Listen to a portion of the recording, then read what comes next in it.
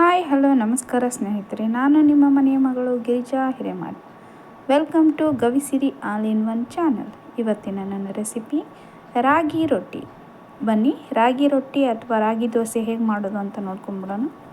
ಮೊದಲು ಒಂದು ಪಾತ್ರೆಗೆ 2.5 ಕಪ್ ಆಗುವಷ್ಟು ರಾಗಿ ಹಿಟ್ಟನ್ನು ಹಾಕಿಕೊಳ್ಳಿ.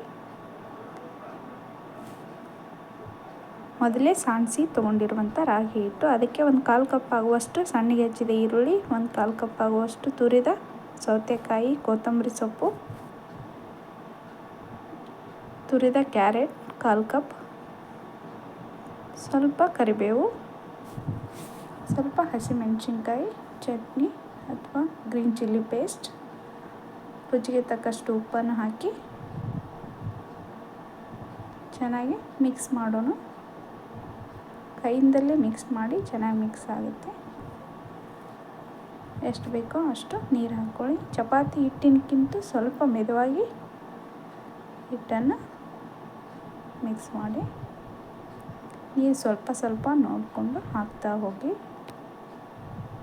ನೋಡಿ, ಈ ಹದಕ್ಕಿದೆ ಸಾಕು, ಅಂದರೆ ರೊಟ್ಟಿ ತಟ್ಟೋಕ್ಕೆ ಚೆನ್ನಾಗಿರುತ್ತೆ. ಇದು ಬೆಂಗಳೂರು ಸ್ಟೈಲ್ ರಾಗಿ ರೊಟ್ಟಿ. ನೋಡಿ, ಒಂದು ಪ್ಲಾಸ್ಟಿಕ್ ಕವರ್ಗೆ ಸ್ವಲ್ಪ ಎಣ್ಣೆಯನ್ನು ಹಾಕಿ ಚೆನ್ನಾಗಿ ರಬ್ ಮಾಡೋಣ. ಅದರ ಮೇಲೆ ಒಂದು ಉಂಡೆ ಆಕಾರದನ್ನು ಮಾಡಿಕೊಂಡು ಹೀಗೆ ತಟ್ಟಬೇಕು. ಹಿಟ್ಟು ಮೆದುವಾಗಿದ್ದರೆ ಈ ರೀತಿ ತಟ್ಟಕ್ಕೆ ಬರುತ್ತೆ. ಹದವಾಗಿ ನಾದಿದರೆ ರೊಟ್ಟಿಯಲ್ಲಿ ಕಟ್ಟಾಗಲ್ಲ, ಚೆನ್ನಾಗಿ ಬರುತ್ತೆ. ನೋಡಿ, ಈ ರೀತಿ ತಟ್ಟಿ ತವಾದ ಮೇಲೆ ಹಾಕಿ ಬೇಯಿಸಿದರೆ ರಾಗಿ ರೊಟ್ಟಿ ರೆಡಿ ಆಗುತ್ತೆ. ಬೆಂಗಳೂರು ಕಡೆ ಎಲ್ಲ ಈ ಥರನೇ ಮಾಡ್ತಾರೆ ರಾಗಿ ರೊಟ್ಟಿನ. ನೋಡಿ, ಇನ್ನೊಂದು ಮಾಡಿ ತೋರಿಸ್ತಾ ಇದ್ದೀನಿ ನಾನು. ನೋಡಿ, ಈ ರೀತಿ ಎಷ್ಟು ಚೆನ್ನಾಗಿ ತಟ್ಟಿಸ್ಬೋದು. ಲಟ್ಟಣಿಗೇನು ಬೇಕಾಗಿಲ್ಲ ರೊಟ್ಟಿ ತಟ್ಟೋಕ್ಕೆ, ಕೈಯಿಂದನೇ ಪ್ರೆಸ್ ಮಾಡಿದರೆ ಚೆನ್ನಾಗಿ ಬರುತ್ತೆ ರೊಟ್ಟಿ.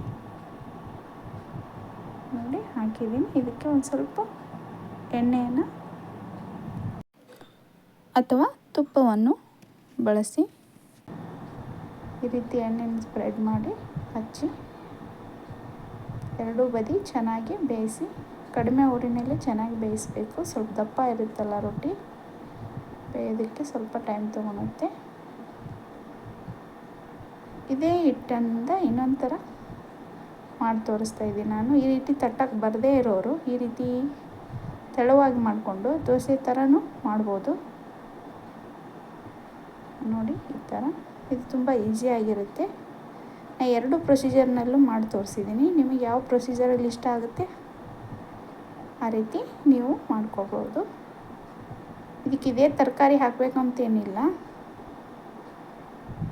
ನಿಮ್ಗೆ ಯಾವ ತರಕಾರಿ ಇಷ್ಟ ಆಗುತ್ತೋ ಅದನ್ನು ಸಣ್ಣ ಸಣ್ಣದಾಗಿ ಹೆಚ್ಚಿ ಅಥವಾ ತುರಿದ್ಬಿಟ್ಟು ಹಾಕೋಬೋದು. ನೋಡಿ, ಎಷ್ಟು ಸೂಪರಾಗಿ ಬಂದಿದೆ.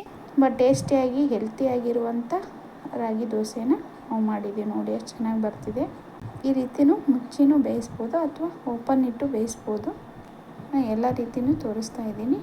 ನಿಮಗೆ ಯಾವ ರೀತಿ ಈಸಿ ಆಗುತ್ತೋ ಆ ರೀತಿ ಮಾಡ್ಕೊಳ್ಳಿ. ಇದ್ರ ಜೊತೆ ಕಾಯಿ ಚಟ್ನಿ ಚೆನ್ನಾಗಿರುತ್ತೆ. ನಾನು ಮೊದಲನೇದು ವಿಡಿಯೋದಲ್ಲಿ ಒಂದು 4-5 ರೀತಿ ಚಟ್ನಿಗಳನ್ನು ಮಾಡಿ ತೋರಿಸಿದ್ದೀನಿ. ಕಾಯಿ ಚಟ್ನಿನೂ ಮಾಡಿ ತೋರಿಸಿದ್ದೀನಿ. ಹಾಗಾಗಿ ಇವತ್ತು ತೋರಿಸ್ತಾ ಇಲ್ಲ, ಬರೀ ರೋಟಿ ಮಾಡೋದನ್ನು ಅಥವಾ ದೋಸೆ ಮಾಡೋದನ್ನು ತೋರಿಸಿದ್ದೀನಿ.